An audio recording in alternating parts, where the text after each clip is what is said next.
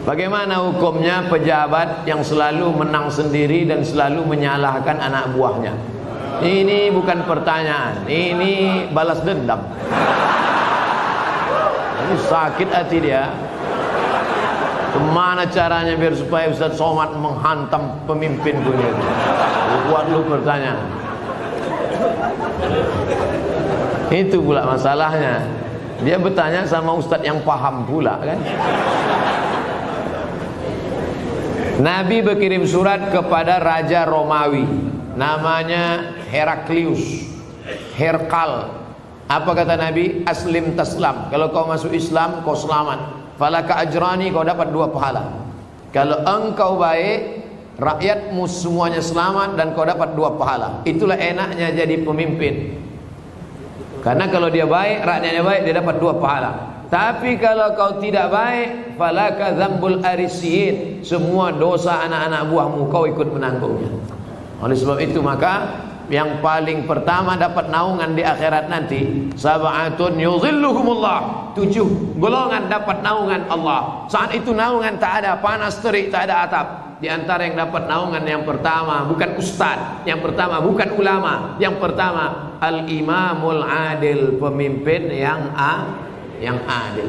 Tapi negara kita negara demokrasi. Kalau ada pemimpin-pemimpin kita yang zalim, yang menyalahkan orang, kita bisa lapor ke atas. Ada laporan, bapak-bapak pegawai kepala dinas lapor ke Pak Wali Kota. Pak Wali Kota ada laporan ke atas, ada atasan, ada BPK, ada Inspektorat Jenderal, ada macam. Bapak-bapak polisi, tentara lapor ke Propam, ada atasan yang bisa kita laporkan. Kalau takut kirim surat kaleng. Jangan fitnah. In ja'akum fasiqun binaba'in, kalau datang orang bawa berita palsu, fatabayyanu, klarifikasi. Nah, salah tak selesai dengan ditulis di wall Facebook, tapi harus diselesaikan. Wa amruhum syura bainahum, diselesaikan dengan musyawarah. Seorang laki-laki pakai emas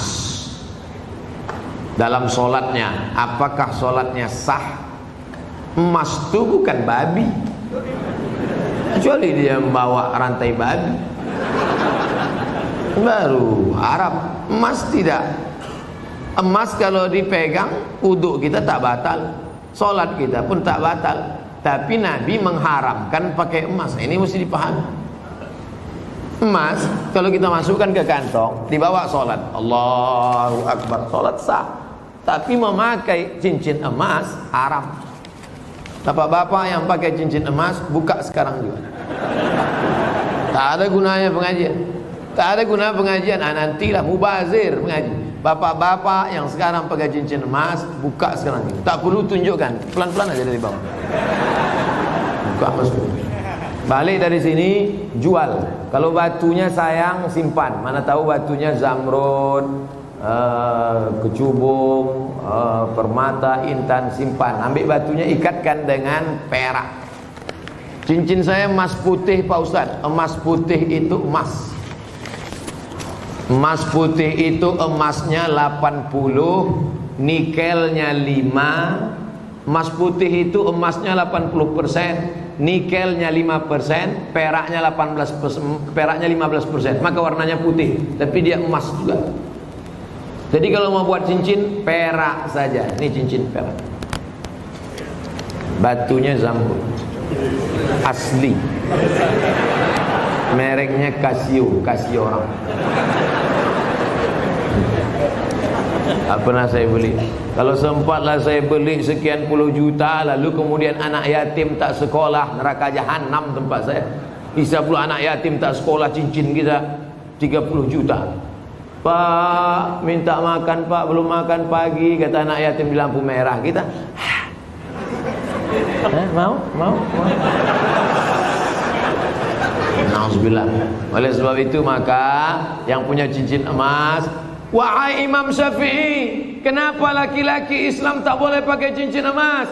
Apa kata Imam Syafi'i? Robek hati orang miskin menengok cincin emas.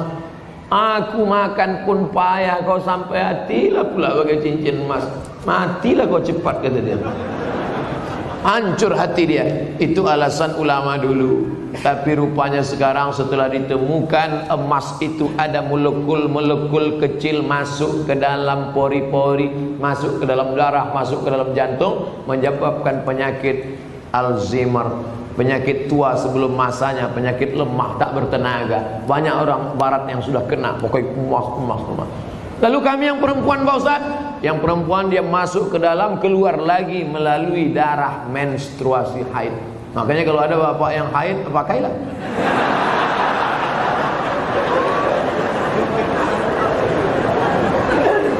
Saya selalu ketiduran, tak dapat sholat subuh. Orang yang tak sholat subuh karena ketiduran, ada hadisnya. Man nama, siapa yang tidur, walam yusalli, sampai tak sembahyang subuh, balas syaitanu fi uzuni, setan kencing di telinganya. Yang tadi tak sembahyang subuh, itu tertulis di sini, toilet setan.